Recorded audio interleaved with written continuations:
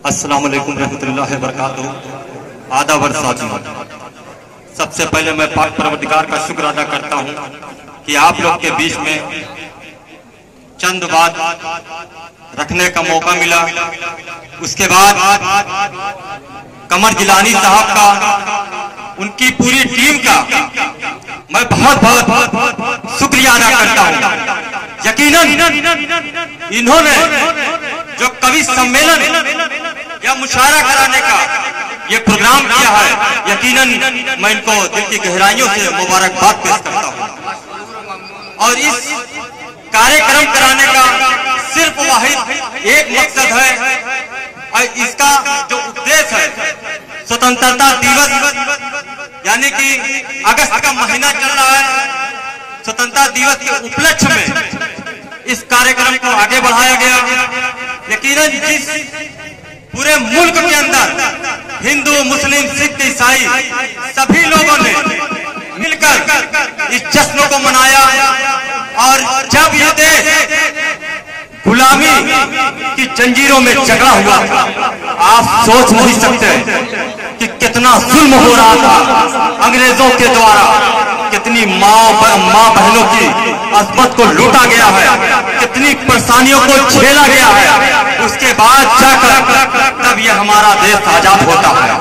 हमें जरूरत है कि इस देश को आजादी में कितने लोगों ने अपनी कुर्बानियां दी हैं, कितने लोगों ने अपनी इज्जतों को गंवाया है, हमें भूलने की जरूरत नहीं है। इसलिए हर वर्ष हम 15 अगस्त को एक जश्न मनाते हैं, और हर कोई मिलजुल कर एक संदेश देता है कि हमारा मुल्क है, और हमें गर्व है कि हम भारतवासी हैं, हमें गर्व है कि हम इस मुल्क में रहते हैं, हमारा हक है, हम सबका हक है। अफसोस तब होता है जब कोई अध्यापक उस दलित बच्चे को मटका छूने पर मार देते हैं, बदतमीजी करते हैं उस बच्चे के ऊपर, तब अफसोस होता है कि अभी भी ऐसे लोग इस धरती पर मौजूद हैं। आप सोचिए, सबसे पहले हम इंसान हैं, उसके बाद हिंदू, मुसलमान, सिख, ईसाई हैं। तो हमें जरूरत है, चाहे वो किसी भी वर्ग का हो, आप ये ना देखिए कि अंसारी है कि पठान है कि राई है कि वो दलित है कि वो खान है या सैयद है। अगर कुछ देखना हो तो इंसान देखिए, और कुछ नहीं साथियों। अगर हम इस तरीके से अपने भारत को मजबूती दे सकते हैं तो हमें मिलजुल कर रहना होगा। कि इस देश में तमाम लोगों ने बलिदानी दी, मैं उनका चंद लोगों का नाम लेना चाहता हूँ। बहुत से लोगों ने कुर्बानियां दी, महात्मा गांधी जी, मंगल पांडे जी, भगत सिंह जी, पंडित जवाहरलाल नेहरू जी, चंद्रशेखर आजाद जी, सुभाष चंद्र बोस जी, हैदर अली, टीपू सुल्तान साहब, अल्लामा फजले हक, बहादुर जफर, मौलाना अब्दुल कलाम आजाद, हकीम अजमल खान, रफिया अहमद किदवई, खान अब्दुल गफ्फार, सैयद सर अहमद, अली अहमद सिद्दीकी फैजाबादी जो अपने पास के जिले के हैं, सैयद मुस्तफा हुसैन, उमर कुर्बानी, असगरी बेगम, बाई अम्मा, ये मैं चंद लोगों का नाम ले रहा हूँ। लाखों लोगों ने, मुसलमानों ने कुर्बानियां दी है भारत को आजाद कराने में। अपनी कुर्बानियों को कभी मत भूलिए साथियों। अगर जरूरत पड़ेगी इस भारत के लिए तो अभी भी चार्ज उठाया जाएगा साथियों। कहने सुनने में मुझसे कोई गलती होगी, मैं माफी चाहता हूँ।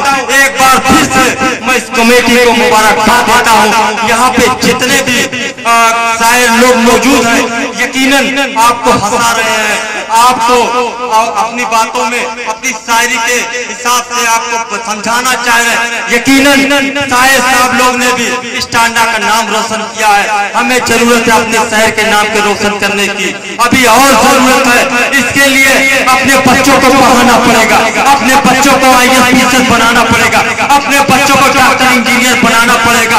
इसके लिए अगर हमें जरूरत पड़ेगी तो हम सब लोग एकजुट होकर उन तमाम बच्चों को पढ़ाने का काम करेंगे। और एक टाइम हम खाना कम खाएं, मगर अपने बच्चों को पढ़ाएं। अगर हमारा बच्चा पढ़ा लिखा होगा तो हमारे ऊपर कोई जुल्म नहीं होगा, चाहे वो कोई भी सरकार हो, हमारे ऊपर जुल्म नहीं कर सकती।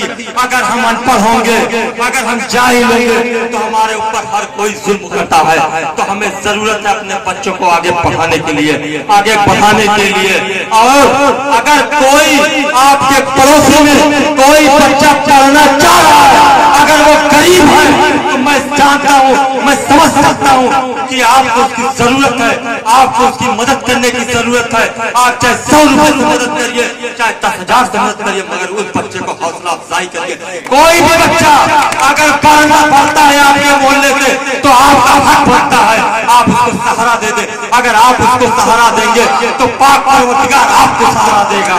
तो हम इस मैसेज के साथ अपने तमाम मोहल्ले में जो भी बच्चे पढ़ने वाले होंगे उसको पढ़ाने की कोशिश करेंगे। ज्यादा ना कुछ कहकर अपनी बात को खत्म करना चाहता हूँ, क्योंकि ये कवि सम्मेलन है और कहने सुनने में मुझसे कोई भी गलती होगी तो माफी चाहता हूँ। अस्सलाम वालेकुम रहमतुल्लाहि व बरकातहू।